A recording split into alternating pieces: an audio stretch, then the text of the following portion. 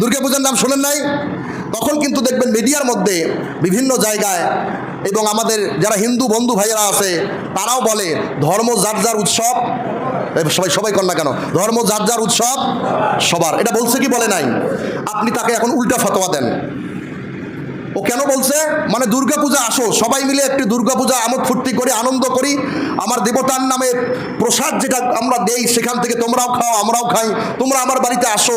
দেবতার নামে উৎসর্গ করা জিনিস মুসলমানদের জন্য খাওয়া জায়েজ না হারাম?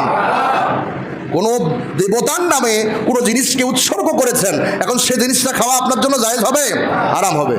কিন্তু তখন আপনাকে বুঝ দেওয়ার জন্য আমাদের বড় বড় নেতাদের মুখ থেকেও এই কথা বের হয় কি হয় না? মিডিয়ার মাধ্যমে বলে ধর্ম যাত্রার উৎসব সবার।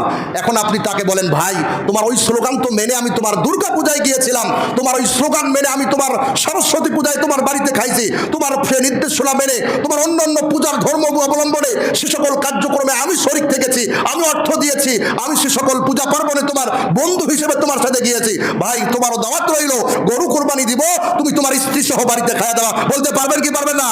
বন্ধুদেরকে বলবেন, হিন্দু বন্ধুদেরকে। আপনার ফতোয়া দিছে না? বন্ধু আসো, দুর্গা পূজায় আসো, একটু খাও, প্রসাদ গ্রহণ করো, একটু সুন্দর করে জীবনযাপন করো, বন্ধু আনন্দ উৎসব করো, হোলি খেলাও। কয় কি কয় না? বন্ধুর সাথে এইরকম আপনি সুন্দর জীবনযাপন করতে পারেন, সেই বন্ধুকে এখন বলবেন যে ভাই তোমার দাওয়াত থাকলো, তোমার মা বাবা সহ সবাই সহ আমরা গরু কোরবানি দেবো, আসো, তুমি ঈদের দিন আমার বাড়িতে এক টুকরা খাইয়া দাওয়া, কেউ কে আসবে?